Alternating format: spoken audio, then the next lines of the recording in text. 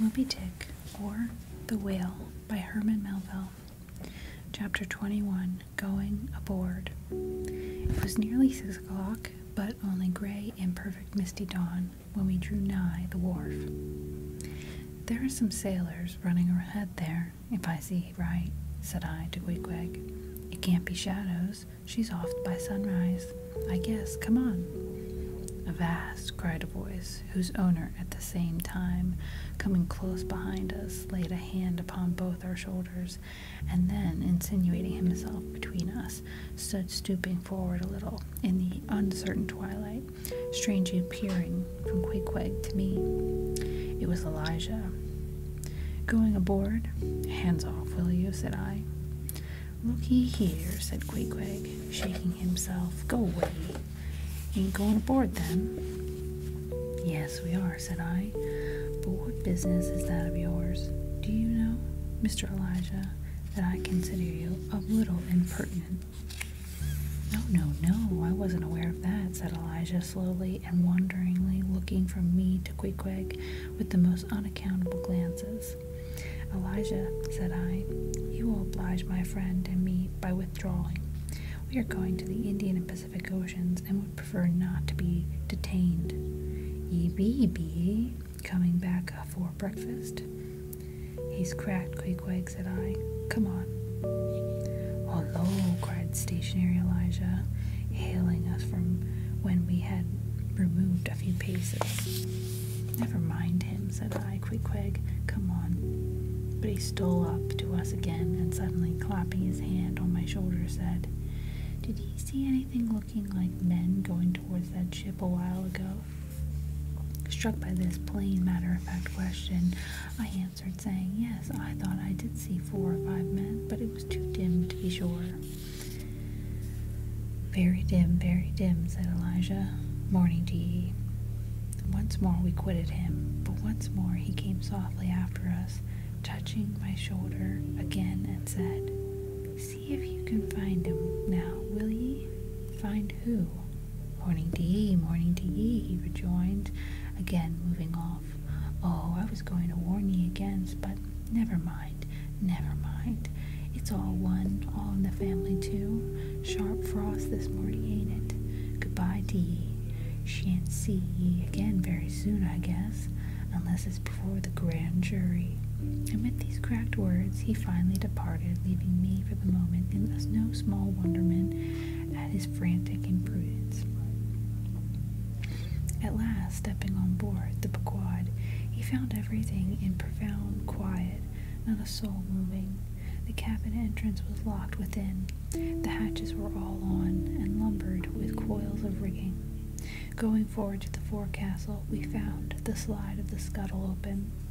Seeing a light, we went down and found only an old rigger there, wrapped in a tattered pea jacket. He was thrown at whole length upon 2 chests, his face downward, enclosed in his folded arms. The profoundest slumber slept upon him. "Those sailors we saw, Queequeg, where can they have gone to?" said I, looking dubiously at the sleeper. But it seemed that, when on the wharf, Queequeg had not at all noticed that I now alluded to, hence I would have thought myself to have been optically deceived in that matter, were it not for Elijah's otherwise inexplicable question. But I beat the thing down, and again, marking the sleeper, jocularly hinted to Queequeg that perhaps we had better sit up with the body, telling him to establish himself accordingly. He put his hand upon the sleeper's rear, as though feeling it, if it was soft enough, and then, without more ado, sat quietly down there. "Gracious, Queequeg, don't sit there," said I. "Oh, Perry, dude's seat," said Queequeg. "My country way won't hurt his face." "Face," said I. "Call that his face. Very benevolent countenance then. But now, how hard he breathes. He's heaving himself. Get off, Queequeg. You are heavy. It's grinding the face of the poor. Get off, Queequeg. Look, he's switching you off soon. I wonder he don't wink." Queequeg removed himself to just beyond the head of the sleeper and lighted his tomahawk pipe.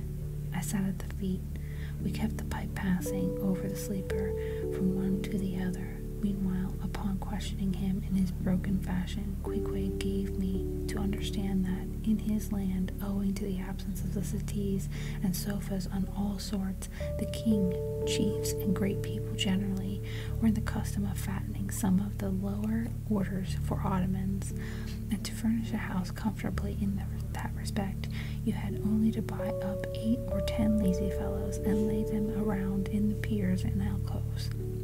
Besides, it was very convenient on an excursion, much better than those garden chairs which are convertible into walking sticks, but occasion a chief calling his attendant and desiring him to make a settee of himself under a spreading tree, perhaps in some damp, marshy place. While narrating these things, every time Queequeg receives a tomahawk from me, he flourished the hatchet side of it over the sleeper's head.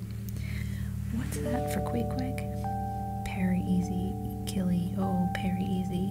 He was going on with some sort of wild reminiscence about his tomahawk pipe, which, it seemed, had in its 2 uses both brained his foes and soothed his soul, when he were directly attracted to the sleeping rigger.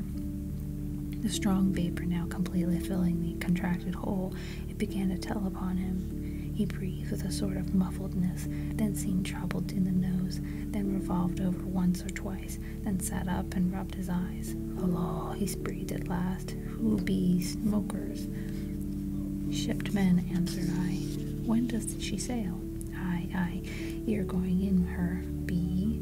"She sails today, and the captain came aboard last night." "What, Captain Ahab?"